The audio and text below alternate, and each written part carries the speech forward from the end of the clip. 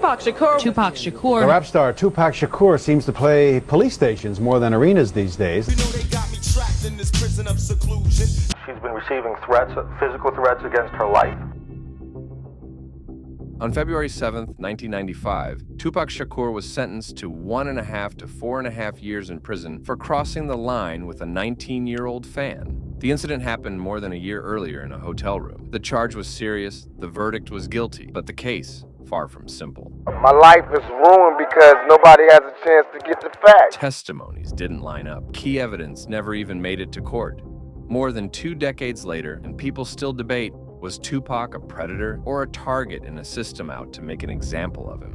All Eyes on Me went public in 2017, portraying the accuser as manipulative and dishonest, and Tupac as the target of a calculated setup. A year later, Ayanna Jackson broke her silence after staying quiet for nearly 25 years. And when she spoke, she brought details the courtroom never heard, some of which didn't even match the official story.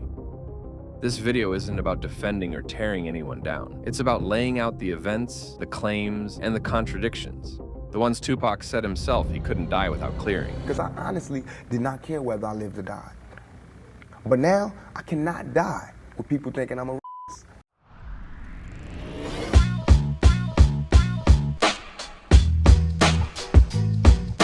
1993 was a big year for Tupac. He had just come off 2 critically acclaimed films, and in February, he dropped his second studio album. Strictly for my niggas.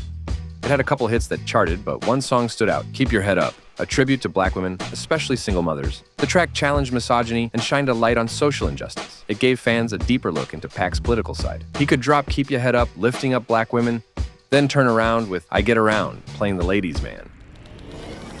Both sides were real to him, and sometimes he fought that same battle inside himself. The million-selling rapper is praised by many for his socially relevant raps. On the other hand, he's criticized for his gangster image. Yet with all this going for him, many say he's risking it all. Tupac landed another movie, Above the Rim. It was being shot in New York. And while there, he started hanging out with a new crew, Nigel and his guy, Trevor. Tupac used to be that wild, thug life figure, baggy jeans, rowdy energy. But with Haitian Jack, things started to shift. They showed him a new way, out of trouble, more mature. For a moment, Pac seemed to swap his old self for a more refined version. One night, they went out to a nightclub called Nell's. It was there Nigel and Trevor introduced him to a 19-year-old fan, Ayanna Jackson. The vibe was strong. They ended up on stage dancing, and just 30 minutes later, things escalated fast. Looking to keep the night going, Tupac invited her to hang out more. They all headed back to his hotel.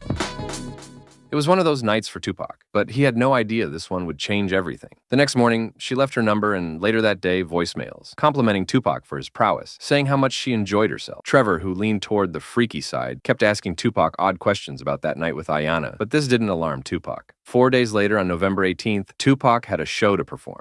After shopping with the guys, they got back to the hotel getting ready to leave when Nigel made a move. He called Ayanna, telling her Tupac wanted to see her. That was not only sneaky, but also strange, but maybe Ayanna had left a lasting impression on the guys. She showed up soon after.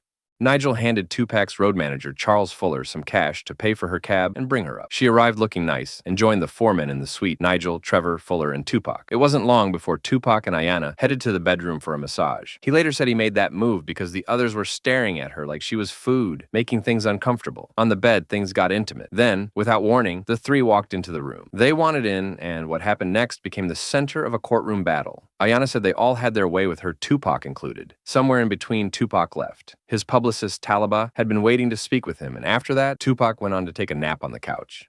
The next thing he remembers, Nigel waking him up. All the lights were on and the energy in the room had shifted. Then Ayanna came out. The moment she saw Tupac, she broke down in tears, sobbing, shaking. But Tupac wasn't comforting either. With the last word, she left the room slamming the door behind her. Tupac was confused, but Nigel was like, "Don't worry, Pac, I'll handle it. She's just overreacting, just too many guys." Not long after Talibah phoned from the lobby, the police were there. Trevor had vanished. He was never arrested, but Nigel, Fuller, and Tupac were all charged with Sexual abuse, with sodomy, and illegally owning a gun. 2 guns were found in the hotel room.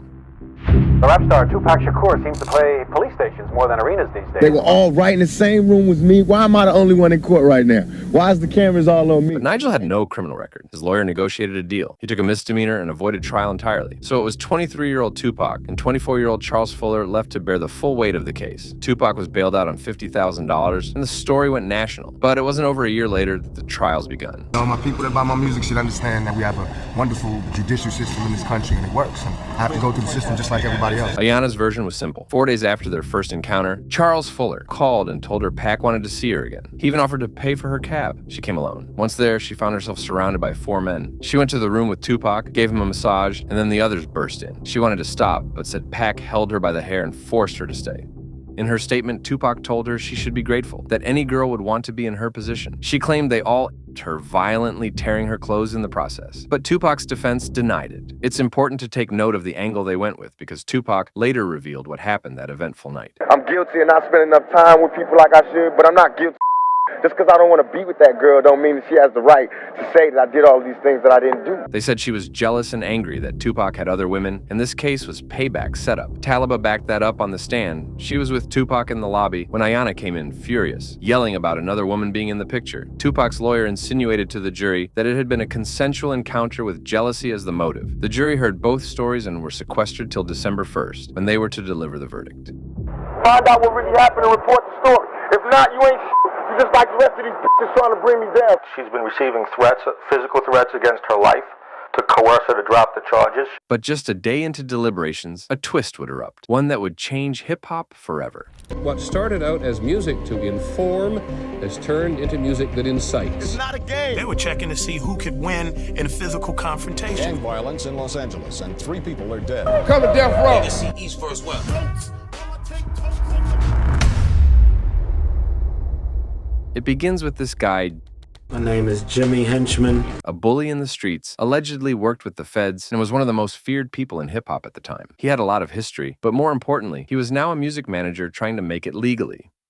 He wanted Tupac's verse on a track for his artist.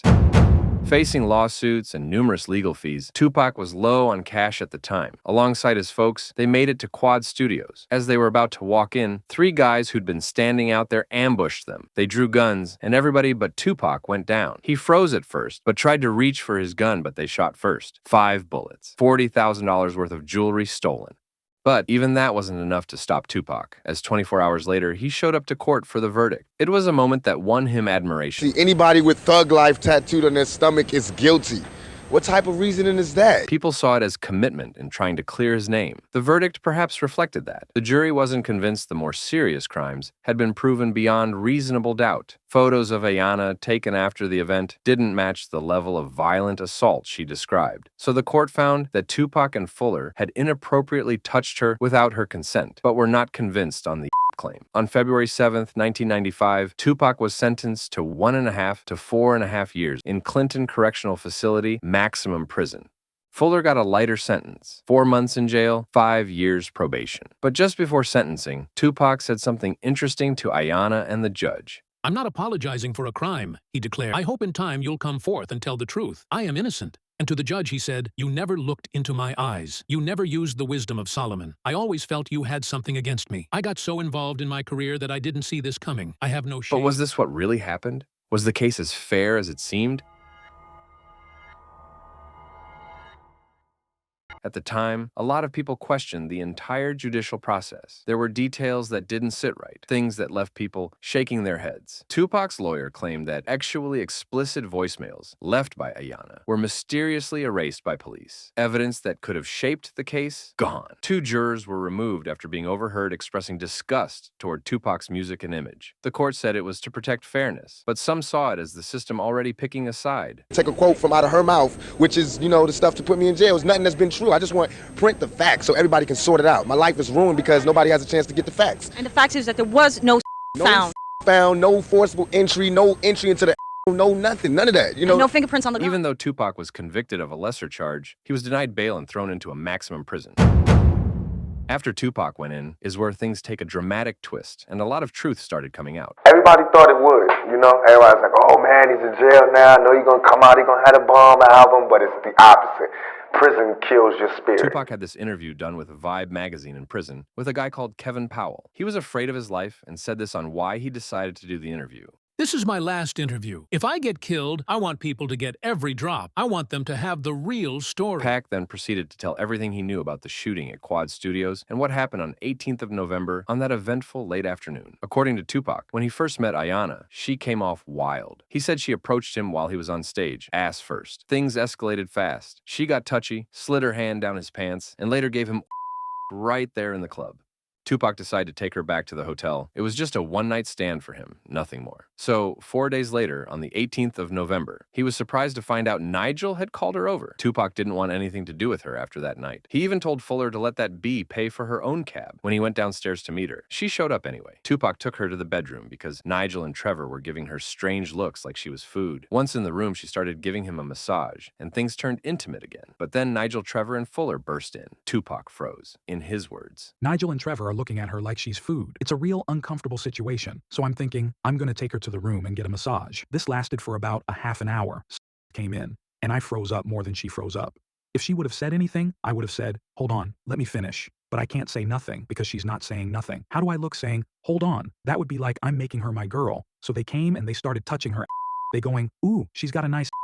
Nigel isn't touching her, but I can hear his voice leading it like, put her panties down, put her pantyhose down. I just got up and walked out the room. And that moment, that's what landed him in prison. After Tupac's Vibe interview from prison went public, Ayanna Jackson wasn't having it. She decided to tell her story too, and her version was very different and rich in details. Her interview is featured on the site Thug Life Army. According to her, Tupac was the wild one when they first met. She said she was just dancing on the floor when someone slid their hands into her back pockets. She thought it was her friend, but it was Tupac. They danced, and then Tupac pulled up his shirt, grabbed her hand, and directed it down his pants. He then tried to lower her head. She said her lips briefly touched him, but that's all. Once she realized what he was trying to do, she pulled away. Still, she left with them to the hotel. On the 17th, Tupac supposedly called her house himself and asked to see her the next day. He even left her his Sky pager number. Then on the 18th, it was Fuller who called, saying Tupac really wanted to see her, but he had a show, so she should just take a cab. She arrived at the hotel. Eventually, Tupac took her to the bedroom, and as she started giving him a massage, they got intimate again. The three other men burst in. She says she panicked, tried to pull away, but Tupac held her by the hair, so she couldn't move. She told him no, but he wouldn't stop. According to her, Pac said he wanted to share her with his crew because they do everything together. They laughed, joked, and took turns. She gave very explicit details, more than what was said in court, and claimed it was far worse than how it was portrayed in the legal proceedings. Afterwards, she said she felt paralyzed. When she finally came to, she tried to leave, but the men wouldn't let her go right away. They tried to calm her down, but she just wanted out. She made it to the elevator, saw herself in the mirror, and broke down. Security brought her back up to the suite. When she walked in, she saw Tupac sitting on the couch like a king. She broke down again, crying. But Pac brushed her off, telling her to stop yelling and acting crazy. That's when she told him, "This isn't the last you'll hear from me," and stormed out. She went straight to the police. Most people took Tupac's side. They saw Ayanna as a groupie, or worse. You're talking about that. What do you think that's all about? I think she actually probably did go to have and things didn't work out the way she expected them, and then she just called on him. But I don't think it's fair. I think she should pay for what she done to him. Trouble-plagued rapper and actor Tupac Shakur is dead at the age of 25, just about a week after sustaining 4 bullet wounds last Saturday night in Las Vegas. And just when the case had cooled down, Morgan Creek Entertainment released All Eyes on Me, a Tupac biopic released on June 16th, Tupac's birthday. The film didn't hold back. Hey, what the hell is she doing? I just got here. It painted Ayanna as a liar, a gold digger who worked with Nigel to set Tupac up. There's even a scene showing her celebrating Tupac's guilty verdict. But not everyone agreed with the portrayal. Jada Pinkett Smith, one of Tupac's closest friends, publicly said the film misrepresented their relationship and left out key truths. Overall, the film underperformed, scoring 5.9 out of 10 on IMDb. Ayanna Jackson herself felt misrepresented too. She made her first public appearance in 2018 on DJ Vlad to try and set the record straight. But her interview raised new questions. For instance, she denied giving to Tupac in the club, but in court, she admitted she did. I did not give that night on the dance floor, which everybody wants to know. Every time ever there was an act of she admitted she did it to me. I should be, putting charges on this girl. Me on the floor of a dance. She also claimed she hung out with Tupac a few more times after that night, yet this was never brought up in court either. Okay, so you hung out with Pac multiple times before that last time? Yes. Ah, okay, I didn't know that. She said Tupac tried to apologize after getting out of prison, but she didn't want anything to do with him. In that interview, Ayanna struggled to answer some questions. She remembered small details, like the liquor they drank that night, but seemed fuzzy on parts of the actual assault. The comments lit up. Some people called her a liar, said she had over 20 years to perfect her story, and she still couldn't get it straight. Others questioned her motive for coming forward after all that time. Because you're thirsty. Why you want to show your face now? There were even videos shared of her on social media, suggesting she set Tupac for money or she was working with the cops. Man, that shorty made that up. Yo, man, she made it up. But not everyone criticized her. Some argued trauma doesn't always follow a clear timeline. Memories blur, emotions distort things. Ayanna made a powerful point, one that stuck. If this may have happened with Tyrone down the block, it may not have been given the same attention. The case got bigger than the truth. People didn't believe me because he was Tupac. He was famous, loud, political, loved, and maybe that fame protected him, or maybe that fame destroyed him. Tupac always said the system was out to get him, and if you look at the timing of the attacks, it starts to make sense. Look at the time, just study it. You say you study 2-3 weeks after that, because they knew we gotta stop it. I mean, you gotta keep him. Women love him, dudes love him. How can we stop him? What can stop this guy? I went to jail for that year, not for touching her. They couldn't even get me on shit. So now that you've heard both sides, Ayanna's and Tupac's, and you've seen where the stories clash, where the truths fade and the lies might sit, what do you think? Leave a comment below. And while you're at it, subscribe and drop a like.